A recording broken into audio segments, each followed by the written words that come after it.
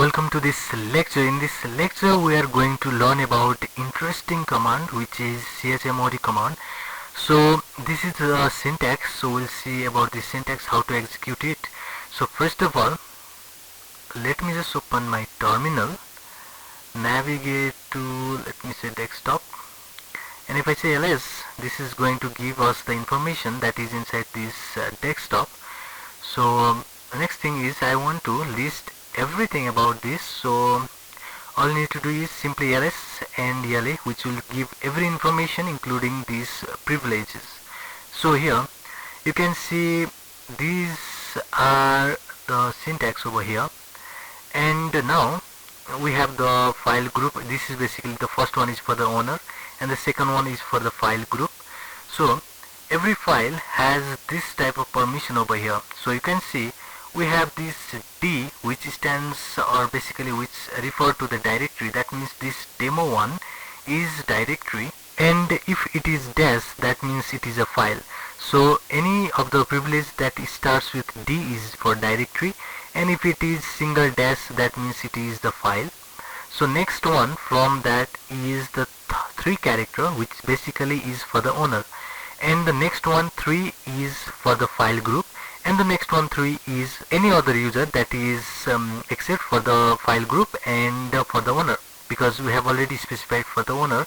So let me just grab one of these. So let me say I want to grab this demo1. So let me just grab these characters. So let me just copy this, and let's go back to our editor, that is text editor, and let's paste down here.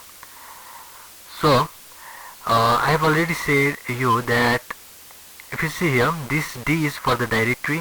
If it was single dash, it means it was the file, but if it is with D, that means it is a directory, and the next 3 letters or the character is for the owner.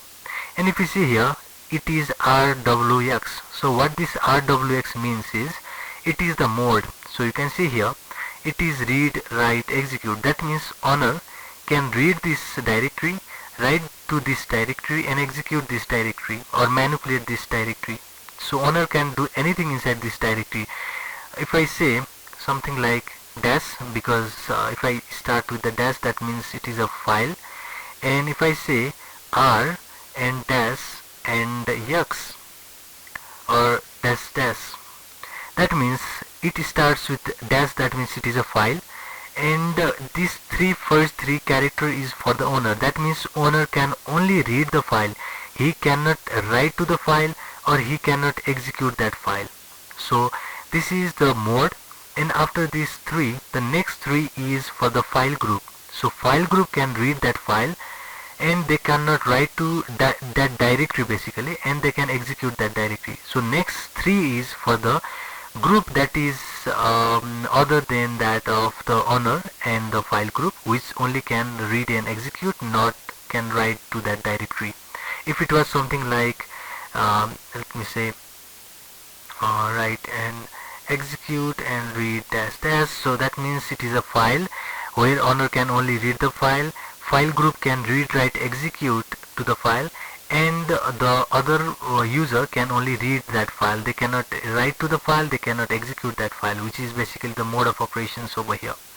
So if you want to change this basically the syntax or basically the privilege to that file, so let me just open again the terminal, and if you see in this test.txt, you can see that it is a file because it starts with the dash. RW is basically the privilege for the owner, so they can only read and write, they cannot execute that file, and for the file group they can only read, and for the other user they can also only read. If you want to change this privilege of this test.txt to something that everyone can do anything to that file, you have to make use of this CHMOD command, which will make changes to this privilege of this file system. So let's go back over here and see the syntax first. So we have CHMOD command, which is going to change that privilege. It will just basically make the changes to the file permission. So next one is the option. So option here is a recursive or a force or a verbose. We have a couple of, we have F for the basically which will just suppress most error messages. It will be done forcefully. We have something like the other option like C, which is for the changes. It can be dash C, which is for the changes. It can be the version or anything. So first of all, here is the recursive. So this is important.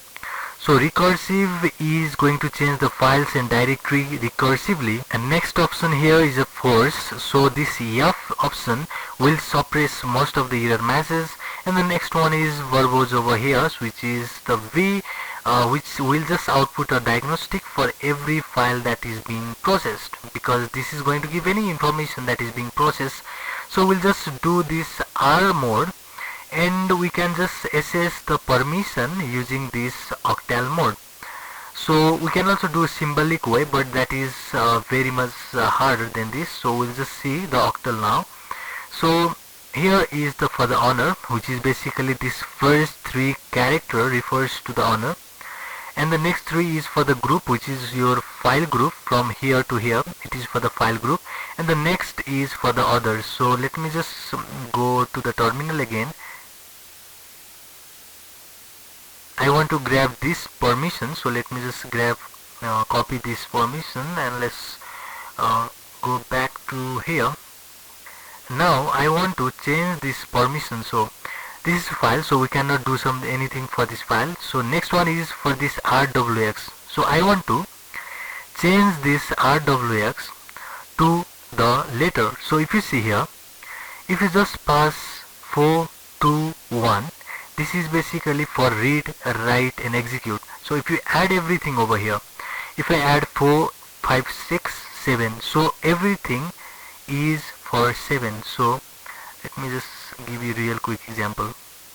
So if I say CHMOD, let me make a space first. If I say CHMOD and I want to give the letter, I want the file to be read by everyone, executed by everyone and write by everyone. So first 7 refers to the honor. So if you just give 7, that honor is going to read, write and execute. But if you give something like only 2, if you just give only 2, the honor cannot read. So this is not possible. But if you just give 2, the honor cannot read, he can only write and he cannot do executions to that file. If you do something like only 4 over here, the owner only can read that file, he cannot write, he cannot execute. So all you have to do is you have to add all of these letters or all of these characters in order to give the permission. If I say 7, then this first 7 is for the owner and he can read, he can write, he can execute, because 4 plus 2 is 6 and plus 1 is 7. For the second character, it is for the group. So if you want to assign the permission for the group, if you assign something that is character 7, this 7 refers to the group, which indicates that that file group can read that file, write that file and execute that file. If you do something like only 4, then that group can only read the file, they cannot execute the file, because 2 is for the execution. If you say something like 6, then they can read that file, write that file, but they cannot execute. If you do 7, then they can do everything.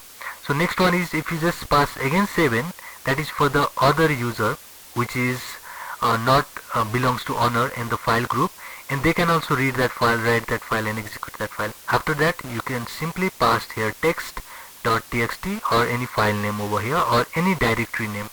So this is the way. So if you want to change the file name, which is for this test.txt, all you need to do is use this command. So let me just copy this, which refers that we are doing these changes to the file recursive mode, in the recursive mode, and 7 means this file can be read and write and execute by the owner. Another 7 means this can be read and write and execute by the file group, and only 4 means it can be only read by other user, they cannot write and execute.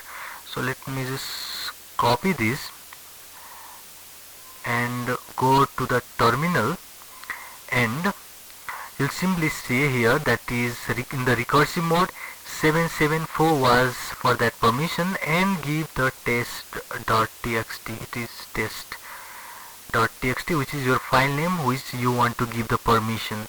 So if I just hit enter, now if I say lsl, it should be lsela, then you can see now permission has been changed. So you can see it was something that is with a white over here, now it has turned to the green, and you can see the permission now has been changed like here.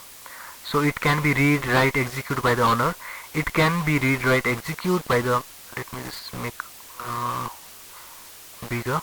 So it can be read, write, execute by the owner. It can also be read, write, execute by the file group, but it can only be read by other person, that is not owner and the file group, which was assigned the number, which was basically assigned by this number, which is 774 over here. So first character is for the owner, second is for the group, and the third one is for the other people or other user that is going to just access this file.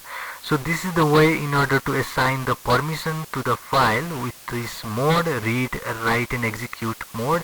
And this is the simple options, like we can use the recursive mode, and mostly we'll use this recursive and force mode, and use this mode, and that is basically your read, write, execute, which should be assigned with this character way, in this octal way, which is basically assigning by this character. 7 refers that they can read, write, execute, and basically we will just assign this character to that file name to assign the permission to each of these file names. So this is the way to just use CHMOD command. In the upcoming lecture we'll see now further aspect of the Kali Linux and how to just make use of this command in the hacking. So see you in the next one.